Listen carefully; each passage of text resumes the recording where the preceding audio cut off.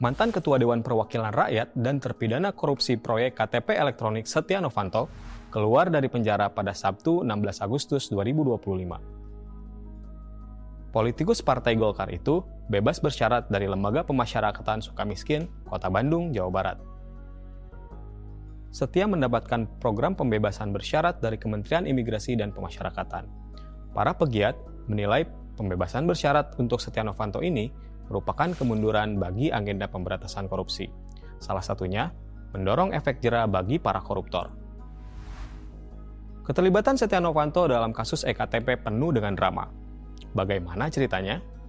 Dan inilah Putar Balik.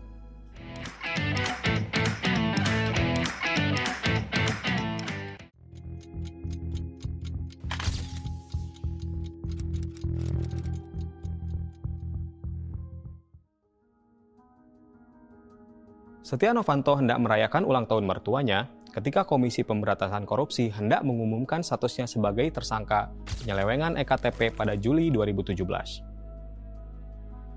Sebelum KPK woro-woro, ia meminta istri dan anaknya berangkat terlebih dulu ke acara ulang tahun tersebut. Setia bermaksud menyusul, tapi tak jadi pergi ketika dia melihat siaran televisi. Malam itu juga, Setia mengumpulkan pengurus teras Golkar di rumahnya, di Jalan Wijaya, Bilangan Kebayoran Baru, Jakarta Selatan. Di antara mereka yang hadir, ada Ketua Harian Nurdin Halid dan Sekretaris Jenderal Idrus Marham. Setia membuka pertemuan dengan menyampaikan, Golkar mesti tetap solid, meski ketua umumnya tersandung masalah. Seorang peserta pertemuan bercerita, status tersangka tersebut membuat keluarga Setia risih. Kasihan anak bungsu saya, ujar Setia. Disitulah air mata Setia Novanto berlinang. Setia dituduh menyalahgunakan wewenang sebagai anggota DPR dalam proyek tersebut. Negara rugi 2,3 triliun rupiah. Pengadaan proyek EKTP terjadi pada kurun 2011-2012 saat Setia menjabat sebagai ketua fraksi Partai Golkar di DPR. Menurut KPK, Setia berperan dalam menggolkan proyek sejak pembahasan anggaran di DPR.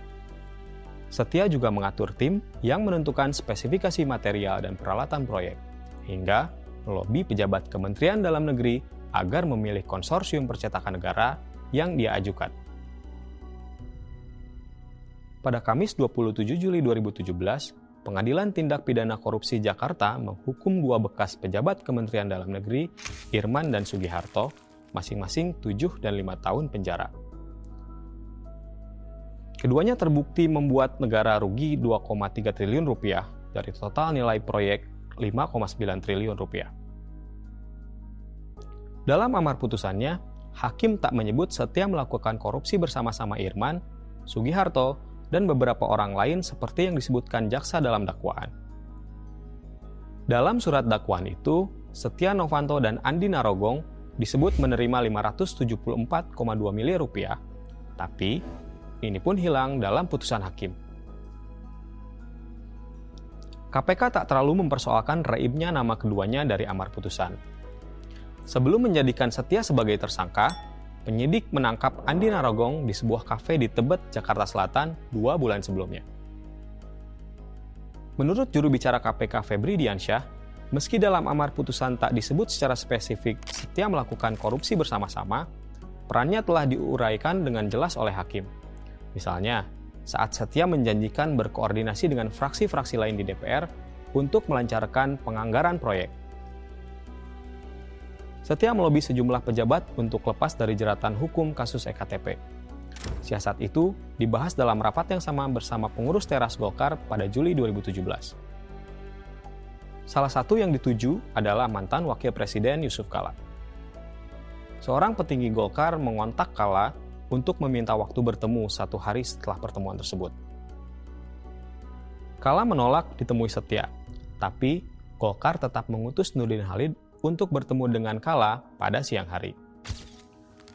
Yoris Raweai, politikus senior Golkar, juga menemui Kala pada sorenya. Kala disebut geram, namanya dibawa-bawa Setia saat bernegosiasi dengan Maruf Samsudin, Presiden PT Freeport Indonesia, dalam urusan jatah saham Freeport. Ini pula yang menyebabkan Kala mendukung Ade Komarudin sebagai calon Ketua Umum Partai Golkar pada Musyawarah Nasional 2016. Pintu istana yang terbuka bagi Setia hanya dari sisi mantan Presiden Joko Widodo. Setia gencar mendekati Jokowi untuk meminta perlindungan sejak vonis terhadap 2 pejabat Kementerian Dalam Negeri dalam kasus EKTP. Tapi, Jokowi sulit ditemui. Pertemuan mereka hanya terjadi pada acara-acara resmi yang juga dihadiri pejabat lain. Setia kemudian mencari cantelan ke orang di sekitar Jokowi. Salah satunya, mantan Menteri Koordinator Bidang Kemaritiman Luhut Binsar Panjaitan, yang juga politikus senior Partai Golkar. Setia meminta bantuan Luhut untuk dipertemukan dengan Jokowi. Dia ingin mendengar dengan telinga sendiri bahwa Jokowi betul-betul melindunginya. Menurut beberapa politikus Golkar, Setia akhirnya dibawa Luhut bertemu dengan Jokowi pada hari kedua Lebaran. Pertemuan terjadi di Pangkalan Udara Halim Perdana Kusuma. Waktu itu, Jokowi hendak berangkat ke Solo untuk merayakan Lebaran di rumah ibunya. Jokowi, kata sumber itu, sebenarnya tak secara persis menyebut nama yang akan dipanggil. Tapi kepada sejumlah kader Golkar, Setia berkata Jokowi akan membereskan masalah yang menderanya. Namun, Jokowi balik badan. Sekitar 1 jam sebelum Setia diumumkan menjadi tersangka, seorang pemimpin KPK menyampaikan kabar itu kepada Presiden. Jokowi langsung memerintahkan bawahannya tak berkomentar terlalu jauh soal kasus Setia Novanto itu. Menurut banyak politikus Golkar, Jokowi pernah mendukung Setia menjadi Ketua Umum Partai Golkar pada Mei 2016. Pertimbangannya sederhana, Setia lebih gampang disetir untuk memuluskan program-program pemerintah di DPR. Setia saat itu terseret kasus Papa minta saham. Ia meminta saham untuk melobi pemerintah memperpanjang kontrak karya Freeport yang akan berakhir pada 2021. Saat itu, Jokowi ingin segera mengegolkan rancangan undang-undang pengampunan pajak. Jokowi diyakinkan para pelobi bahwa Setia lebih bisa diandalkan mendorong draft aturan itu disahkan. Khususnya, bila Setia menjabat Ketua Umum Golkar, partai pemilik kursi terbanyak kedua di DPR. Sebulan setelah Setia menguasai Golkar, Undang-Undang Pengampunan Pajak terbukti disahkan oleh DPR. Setia pun membuat manuver yang mengukuhkan dukungan Golkar kepada Jokowi. Pada Juli 2016, Golkar mengumumkan Jokowi sebagai calon presiden 2019. Deklarasi ini bahkan mendahului Partai Demokrasi Indonesia Perjuangan. Setia Novanto punya karir politik panjang dan kasus dugaan kejahatan yang segudang. Kasus korupsi EKTP adalah perkara kedua yang menyeretnya jadi tersangka. Pada 1999, Setia sempat menjadi tersangka dalam kasus Casey Bank, Bali. Setia saat itu menjabat sebagai Direktur Utama PT Era Giat Prima atau EGP. PT EGP mendapatkan fee 546 miliar dari hak tagih Casey, yakni PT Bank Bali sebesar 904 miliar rupiah. Kasus Casey ini menyebabkan sejumlah pejabat diadili, termasuk Gubernur Bank Indonesia Syahril Sabirin. Tapi, kasusnya tak berlanjut karena Kejaksaan Agung mengeluarkan SP3 pada 18 Juni 2003. Setia juga diduga terlibat dalam pemindahan beras Vietnam dari gudang pabean ke gudang non-pabean. Kasus lain yang menjeratnya adalah dugaan penyelundupan 1.000 ton limbah beracun asal Singapura ke Pulau Galang, Batam. Perusahaan pengimpor limbah berbahaya itu diduga milik Setia. Adapun pada 2012, Setia diduga berperan mengatur aliran dana ke anggota Komisi Olahraga DPR untuk memuluskan pencairan anggaran Pekan Olahraga Nasional. Kasus yang membuat heboh terjadi pada 2015. Setia disebut dalam rekaman yang isinya meminta saham PT Freeport dengan menyeret nama mantan Presiden Jokowi. Majelis Kehormatan Dewan menyatakan Setia melanggar kode etik kategori sedang. Mantan Ketua DPR itu terekam meminta 11% saham Freeport dengan mengatasnamakan Presiden. Mantan Menteri Energi dan Sumber Daya Mineral Sudirman Said menceritakan, Setia ditemani Riza Khalid membujuk Ma'ruf Syamsuddin memberinya jatah saham perusahaan raksasa emas asal Amerika Serikat itu. Riza Khalid adalah pengusaha minyak yang terkenal acap mengendalikan sejumlah impor minyak oleh pemerintah.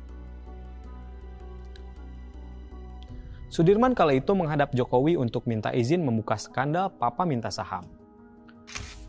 Berbekal restu Jokowi, Sudirmanlah yang melaporkan Setia ke Mahkamah Kehormatan Dewan pada pertengahan November 2015.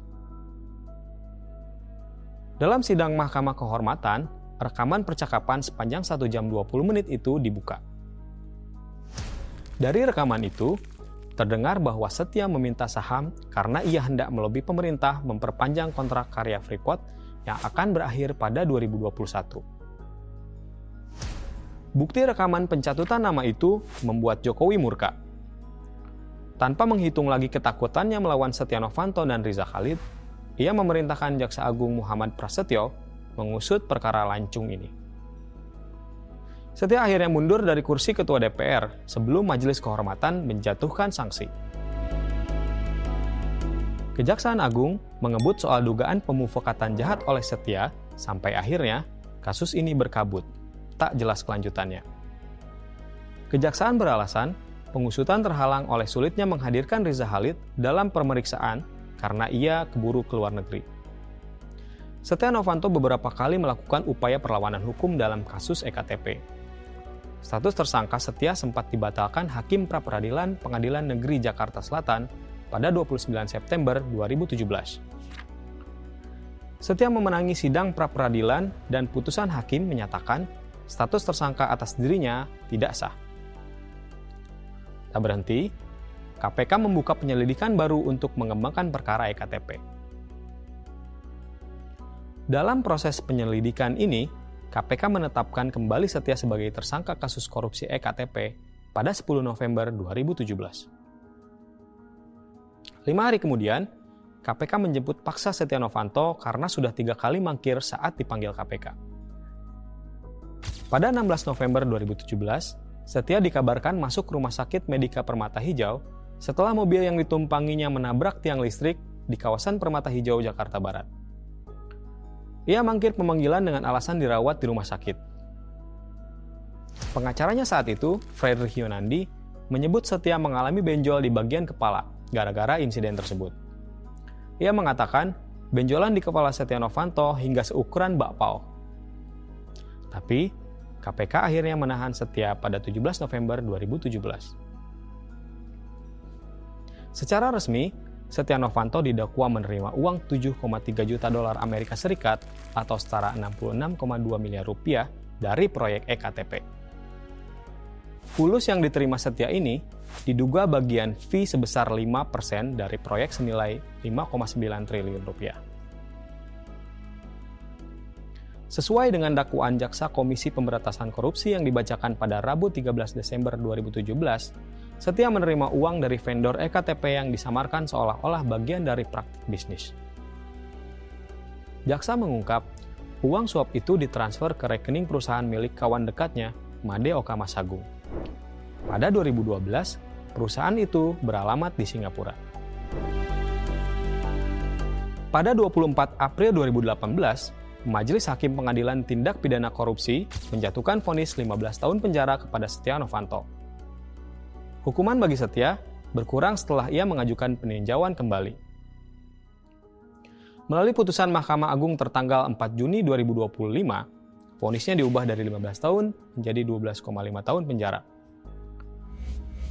Selain pidana penjara, ia juga didenda 500 juta dan diwajibkan membayar uang pengganti sebesar 49 miliar rupiah.